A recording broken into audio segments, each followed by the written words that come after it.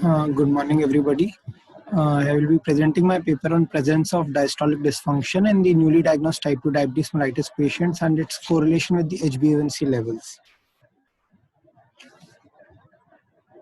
As we all know, diabetes is a heterogeneous group of metabolic disorder which is characterized by hyperglycemia, the disturbance in carbohydrate, fat, and protein metabolism, either due to lack of insulin secretion or decreased sensitivity, that is insulin resistance. The criteria for diabetes we used here was symptoms of diabetes plus RBS more than 200 milligram per deciliter, fasting more than 126, or 2-hour plasma glucose more than 200 during the oral glucose tolerance test, or HbA1c more than 6.5%. As we all know, diabetes has multiple microvascular and macrovascular complications. Like the microvascular complications include the diabetic retinopathy, nephropathy, neuropathy, and diabetic cardiomyopathy. Now, at the time of diagnosis, if we can find out these complications, we can prevent the further complications occurring because of them. The newly diagnosed type 2 diabetes was taken as per the ADA criteria, that is the patient diagnosed within 3 months of the presentations. Now, what is left ventricular diastolic dysfunction? It refers to the heart failure with preserved ejection fraction, that is ejection fraction more than 50%. And diabetes is a major risk factor for diastolic dysfunction, myocardial damage in the diabetic patients, which affects the diastolic function before the systolic dysfunction sets in. Now, we had taken 50 patients over a time period of 6 months, and inclusion criteria was newly diagnosed diabetics between the age of 30 to 60 years, including both male and female, who had no other cardiovascular involvement and a blood pressure less than 130/80 with a normal ECG. Diagnosis of diabetes was made as by the clinical evaluation and the ADA criteria as mentioned before. Exclusion criteria: patient already diagnosed of diabetes more than 3 months, patients having cardiovascular disease like valvular heart disease, ischemic heart disease, hypertensive heart disease, congestive heart failure, and cardiomyopathy. Patients with COPD, severe anemia, hemoglobinopathy, and renal failure were excluded from the study.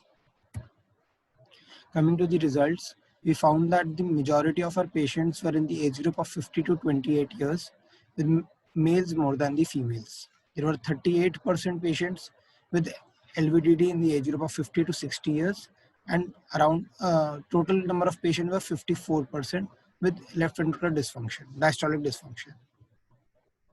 Now, if we compare it with the HbA1c values, we found out that the LVDD was highly significant when compared with the HbA1c values. If we see here that there were 27 patients with LVDD out of 50, and it was correlated with BMI, fasting age, and HbA1c, and we had a significant correlation between all this. And HbA1c was highly significant with the p-value of less than 0.0001. Coming to discussion. In our study, we assessed the incidence of LVDD and its correlation with HbA1c and other parameters like BMI in 30 to 60 years of age group, and LVDD was found in 54% patients. This was via echocardiography, and no case of systolic dysfunction was found. Diastolic dysfunction in diabetic patient is believed to be represent earlier stage in the natural history of diabetic cardiomyopathy, and its early recognition helps to avoid or delay the onset of congestive heart failure. Absence of cases with systolic dysfunction signifies that diastolic dysfunction is the earliest marker of diabetic cardiomyopathy, which precedes the systolic dysfunction. Mean HbA1c was found higher in the group with LVDD, that was 8.6 plus minus 0.6, as compared to group without LVDD, which had HbA1c of 7.2 plus minus 0.4. This concludes that HbA1c is strongly associated with the presence of LVDD, which is highly significant.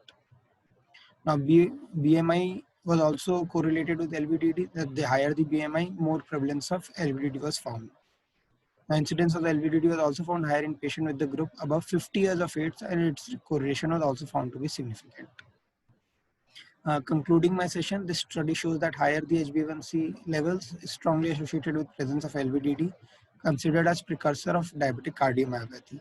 HbA1c emerges as an important indicator of diastolic dysfunction in early onset diabetic population in our study.